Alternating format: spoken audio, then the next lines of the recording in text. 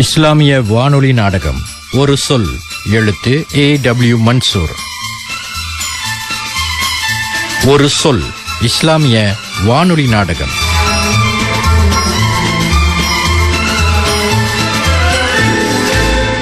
மாலிகா, பசங்க எல்லாத்தையும் தயார் பண்ணி ஸ்கூலுக்கு அனுப்பிட்டேன். வீடு வாசல்லாம் கூட்டி துணி துவைச்சு காய போட்டிருக்கேன். அடுப்புல அரிசி களைஞ்சு வச்சிருக்கேன். மீன்கறி வச்சு பொரிச்சிருக்கேன். நான் போகும்போது ஆரிஃபா கிட்ட சொல்லிட்டு போயிடுறேன். அவங்க வந்து உனக்கு சாப்பாடு போட்டு கொடுப்பாங்க. அப்புறம் கவலைப்படாத, எல்லாம் சரியாயிடும். பாவங்க நீங்க. எப்போ நான் ஓட்டிட்டு வந்த மோட்டர் ஆக்சிடென்ட் ஆகி என் கால் உடைஞ்சு மாவு கட்டு போட்டு அசையாம ஒரு இடத்துல உட்கார்ந்தனோ அப்பவே உங்க நிம்மதி எல்லாம் போச்சு. ரொம்ப வேலைங்க உங்களுக்கு. என்னையும் பார்த்து பிள்ளைங்களையும் பார்த்து சமைச்சு கூட்டி பெருக்கி ரொம்ப வருத்தமா இருக்குங்க. உனக்கு கால் உடைஞ்சதுனால இதெல்லாம் நான் பண்றேன். ஒத்த ஆளா நீ செஞ்ச வேலை தானே, அதே மாதிரிதான் என்னால முடிஞ்ச அளவுக்கு இப்ப நான் செய்யறேன். இதெல்லாம் ஒரு பொம்பளை பண்றதுக்கும் ஆம்பளை பண்றதுக்கும் நிறைய வித்தியாசம் இருக்குங்க. அப்புறம் இன்னையில இருந்து நான் ஆபீஸ்ல ஓவர் டைம் கேட்டிருக்கேன். அதனால நீங்க கதவை உள்ள பூட்டிக்கங்க. நான் போகும்போது சாவி எடுத்துட்டு போயிடுறேன். எதுக்குங்க அதெல்லாம்? வீட்லயும் நிறைய வேலை, ஆபீஸ்லன்னா மனசு நிம்மதி இல்லாம போயிருங்க. பாரு, நீ எப்படி குடும்பத்தை நடத்தினியோ எனக்கு தெரியாது. ஒரு நாள் கூட அது இல்ல இது இல்லன்னு நீ சொன்னதே இல்ல. ஆனா எனக்கு எப்பவுமே எதுவுமே இல்லாத மாதிரி தான் தோணுது. காரணம், உன்னோட சம்பளம் முழுசா 1500 வெள்ளி இப்போ இல்ல. ஆனா 5 பிள்ளைங்களும் நாம 2 பேரும் சேர்த்து மொத்தமா 7 பேரு. நான் வாங்குற 2500 வெள்ளி பத்தல மாலிகா. என்ன செய்யறது? அதான் ஓட்டி கேட்டிருக்கேன். கொஞ்சம் செலவை இழுத்து பிடிச்சோம்னா சரியா வந்துருங்க. ஏதாவது ஒண்ணு பண்ணா தான் சரியா வரும் மாலிகா. நீ பயப்படாத, எல்லாத்தையும் நான் பாத்துக்கிறேன். ஆமா, காலையில நான் சுட்டு கொடுத்த மசாலா தோசை எப்படி இருந்துச்சு? சைக்கிள. என்ன மாலிகா இப்படி சொல்லிட்ட? பிள்ளைங்க எல்லாரும் பாப்பா சூப்பர், நாளைக்கு மசாலா தோசைன்னு ஆர்டர் கொடுத்துட்டு போயிருக்காங்க. ஒருவேளை உனக்கு நாக்கு எதுவும் செத்து போச்சோ? சும்மா சொன்னங்க, ரொம்பவே நல்லா இருந்துச்சு. உங்க கைப்பக்குவம் மாதிரி வருமா? சரி சரி, எனக்கு வேலைக்கு நேரம் ஆச்சு, நான் கிளம்புறேன் மாலிகா. அஸ்ஸலாமு அலைக்கும். வலைக்கும் சலாம். பார்த்து போயிட்டு வாங்க.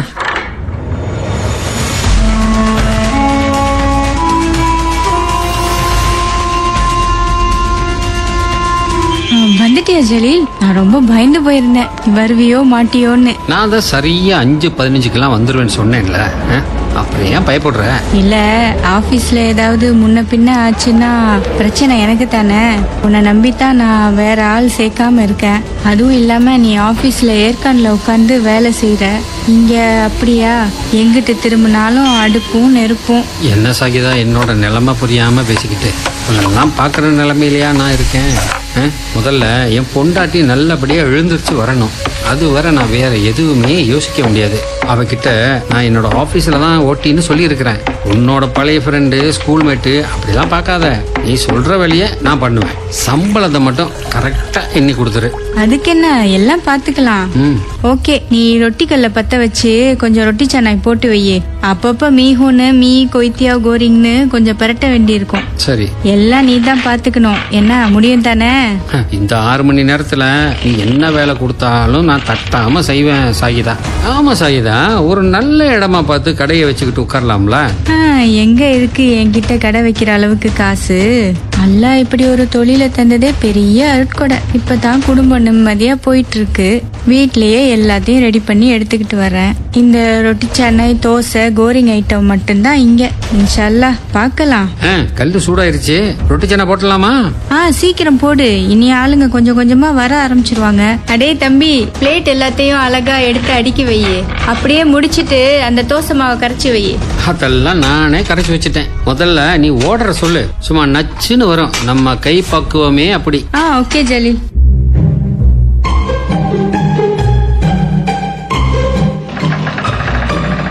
என்ன மாலிகா, நான் மெதுவா தானே திறந்துட்டு வந்தேன், முழிச்சிட்டியா? சாரி. நீங்க வேற, தூங்குனாதானே முழிக்கிறதுக்கு. பின்ன என்ன செய்யறீங்களோ எப்ப வருவீங்களோன்னு மனசு கடந்து அடிச்சுக்கிச்சு. தூக்கமே வரலங்க. என்ன பத்தி ஏன் கவலைப்படுற? நான் தான் வந்துருவேன்ல. சரி, சாப்பிட்டியா? சாப்பிட்டங்க. மூத்தவ முஜிபா தான் எல்லாத்தையும் பாத்துக்கிறா. 12 வயசுல அவ்வளவு பொறுப்பு புள்ளைக்கு. அம்மாவோட நிலைமை தெரியுதுல புள்ளைக்கு. அதான் எல்லாரையும் அனுசரிச்சு பாத்துக்குது. என்னங்க, உங்க மேல ஒரு மாதிரியான வாசம் வருது. என்ன என்ன என்ன வாசம்? அதெல்லாம் ஒண்ணும் இல்லையே. மீன் கறி, இறைச்சிக்கறி, கோழிக்கறி, முர்த்தபா, மீகோரேங்க, கொய்த்தியாவுன்னு எல்லாத்தையும் ஒரே இடத்துல பிரிச்சு வச்சா எப்படி வாசம் வருமோ அந்த மாதிரி. ஓஹோ, அதுவா? வேலை முடிஞ்சு வரும்போது ரோட் சைடுல உள்ள ஒரு கடையில நல்ல வாசமா இருக்கேன்னு முர்த்தபா வாங்க போயிருந்தேன். அந்த கடை வாசம் சட்டையில ஒட்டிருச்சு போல. சரி, முர்த்தபாவை சாப்பிடு, நான் போய் குளிச்சுட்டு வரேன். ஏங்க நீங்க சாப்பிடுங்க. நான் கடையிலேயே இல்ல இல்ல இல்ல முர்த்தபா வாங்கிட்டு அந்த கடையிலேயே சாப்பிட்டுட்டு வந்துட்டேன். நேரமாச்சுல, அதான். அப்பனா எடுத்து ஐஸ் பெட்டில வச்சிருங்க. காலையில பிள்ளைங்களுக்கு சூடு பண்ணி கொடுத்துடலாம். சரிதான், என்ன பண்றது, பிள்ளைங்க கூட நேரம் செலவழிக்க கூட முடியல. இந்த சூடா உள்ள முர்த்தபாவை கூட கொடுக்க முடியல. எழுப்புனா பிள்ளைங்க தூக்கம் கலைஞ்சிடும், அப்புறம் ஸ்கூல் கட்டு போயிடும். என்ன பண்றது? மனச போட்டு குழப்பிக்காதீங்க. நீங்க ஒருத்தர் சம்பாதிக்கிற காசு இந்த வீட்டுல தாராளமா போதும். கொஞ்சம் இழுத்து பிடிச்சோம்னா எல்லாம் சரியா வந்துரும். நீங்க தான் சொல்லி பேச்சு கேட்காம உடம்ப போட்டு பாடா படுத்தி வேலை செஞ்சுக்கிட்டு இருக்கீங்க. போங்க, போய் குளிச்சுட்டு வந்து நேரத்தோட படுங்க. காலையில ஆபீஸ் போகணும்ல. ஆமா மல்லிகா.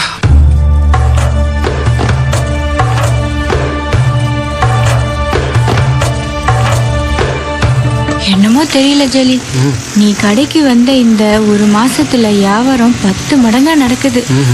அல்ல, அப்படி ஒரு வியாபாரத்தையும் ரிஸ்கையும் தந்திருக்கான். அல்ஹம்துலில்லாஹ், கேட்க ரொம்ப சந்தோஷமா இருக்கு சாஹிதா. ஒரு ரெஸ்டாரண்ட் வச்சுக்கிட்டு உட்கார்ந்தாலும் இவ்வளவு வியாபாரம் நடக்குமோ நடக்காதோ தெரியல. இன்னைக்கு பாத்தியா, 6 மணில இருந்து 11 மணி வரைக்கும் நிக்க கூட நேரம் இல்ல. 4 பேர் புதுசா சேர்த்திருக்கோம். நல்ல வருமானம் வருது. அதனால தான் 6 மணி நேர வேலைக்கு உனக்கு 100 வெள்ளி சம்பளம் தரேன். அல்ஹம்துலில்லாஹ், ரொம்ப சந்தோஷம் சாஹிதா. இது அப்படியே என்னோட குடும்ப சுமையை குறைக்கிறதுக்கு ரொம்ப உதவுது. நான் தான் உனக்கு நன்றி சொல்லணும் சாஹிதா. நீ வேற, எல்லாம் உன் கைப்பக்குவம் ஜலீல். பொதுவா நம்ம கடைக்கு சீன வாடிக்கையாளர் வர்றது ரொம்ப குறைவு. நீ வந்ததுக்கு அப்புறம் கொஞ்சம் கொஞ்சமா அவங்க வர ஆரம்பிச்சு இப்ப அவங்க தான் நம்ம அதிகபட்ச வாடிக்கையாளரா இருக்கிறாங்க.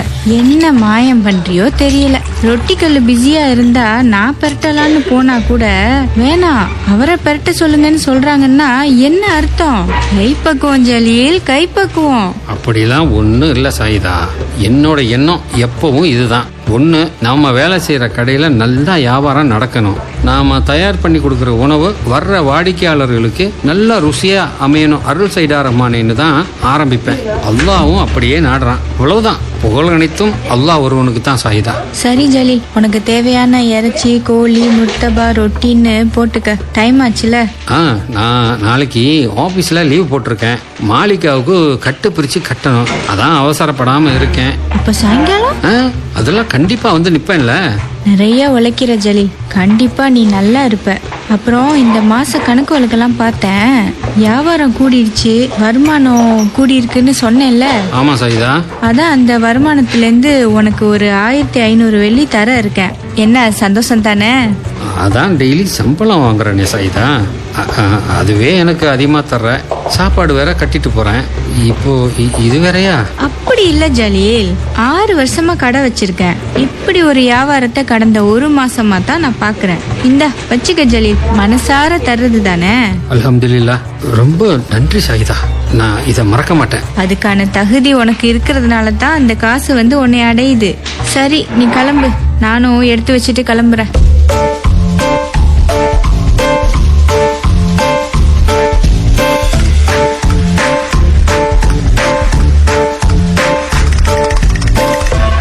என்ன மல்லிகா, இவ்வளோ நேரம் நீ தூங்காம என்ன பண்ணிக்கிட்டு இருக்க?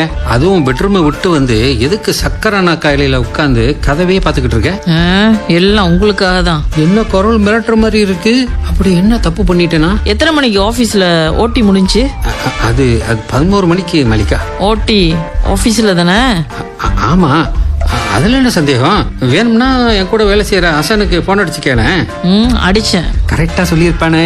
போனை அவர் எடுக்கல, அப்புறம் அவர் பொண்டாட்டி எடுத்துச்சு. அவங்க கிட்ட நான் எதையும் சொல்லி வைக்கலையே. என்ன சொல்லி வைக்கல? ஆமா, சொல்லி வைக்கல. ஆமா ஆமா, அதான். ஆனா அவங்க என்கிட்ட எல்லாத்தையும் சொல்லிட்டாங்க. அப்படியா? எனக்கு வைத்த கலக்கிற மாதிரி இருக்கு. இந்த வந்துடுறேன். நில்லுங்க, எனக்கு ஒரு உண்மை தெரிஞ்சாகணும். என்ன மல்லிகா மிரட்டுற? அழுக வருதுல. இந்த விளையாட்டுலாம் என்கிட்ட வேணாம். உண்மையை சொல்லுங்க. எங்க போயிட்டு வர்றீங்க? என்ன பண்ணிக்கிட்டு இருக்கீங்க? ஆபீஸ்ல ஓட்டி இல்ல இல்ல ஆபீஸ்ல ஓட்டி இல்ல. ஆபீஸ்ல ஓட்டின்னு ஒண்ணு இல்லைன்னு அசனோட பொண்டாட்டி சொல்லி 3 மணி நேரம் ஆச்சு. அதோட அசனுக்கு ஓட்டி இல்லையா, வீட்டுல உட்காந்து டிவி பார்த்துக்கிட்டு இருக்காராம். அப்படியா? அட ஆமா, அவனுக்கு ஓட்டி இல்ல, ஆனா எனக்கு இருந்துச்சே. அதான் எங்கன்னு கேக்குறேன். அது அசலோட பொண்டாட்டி ஒன்று சொல்லலையா? பேச்ச வளர்க்காதீங்க, கேட்ட கேள்விக்கு பதில் சொல்லுங்க, இல்லைன்னா நான் சொல்லுவேன். குறுபுக்காரி தெரிஞ்சுக்கிட்டே எதுவுமே தெரியாத மாதிரி கேட்பேன். சரி வா, நேரத்தோட போய் படுப்போம், காலையில ஹாஸ்பிட்டலுக்கு போடும்ல. யாருங்க அந்த சைதா? ஓ, விஷயம் அவ்வளவு தூரம் போயிருச்சா? போயிருச்சு. யார் அந்த சைதா? சாயிதா கடை முதலாளி. நீங்க அங்க ரொட்டி சென்னை போடுறீங்க அதானே? கல்லி எல்லாத்தையும் கண்டுபிடிச்சு வச்சிருக்க. ரொட்டி சென்னை மட்டும்தான் போடுறீங்களா? இல்லையே, மீ கோரிங், நாசி கோரிங், பீகுன் கோரிங், கொய்த்தியா கோரிங், இப்படி பல ஐட்டம் மாலிகா. இப்போ கூட உனக்காக ஸ்பெஷலா ஃபிஷ் பவுல், சிக்கன் பவுல் எல்லாம் வெட்டி போட்டு கொய்த்தியா பரட்டி எடுத்து வந்திருக்கேன். ஆட்டிறைச்சி, கோழி கூட இருக்கு, சாப்பிடுறியா? எதுக்கு என்கிட்ட பொய் சொன்னீங்க? அது நீ சந்தேகப்பட்டுட்டேன்னா? சந்தேகப்படுற மாதிரி உங்களுக்கு என்னமாவது பண்ண தெரியுமா என்ன? தெரியாதுதான், அதான் மாட்டிக்கிட்டேன்ல. ஆமா, அந்த சாயிதா உங்களோட ஒன்னா படிச்சவங்க தானே? ஆமா மாலிகா, ஒன்னா படிச்சோம், ஒரே கம்பம், அடுத்தடுத்த வீடு. அப்புறம் காலப்போக்கில் பிரிஞ்சிட்டோம். இப்பதான் ஒரு 6 மாசம் இருக்கும் பார்த்து. ரோட்டாரமா ஒரு ஒட்டுக்கடை வச்சிருக்கா. போன மாசம் உனக்கு இப்படி ஆன உடனே என்ன பண்ணலாம்னு தெரியாம அவகிட்ட ஒரு பார்ட் டைம் வேலை கேட்டிருந்தேன்.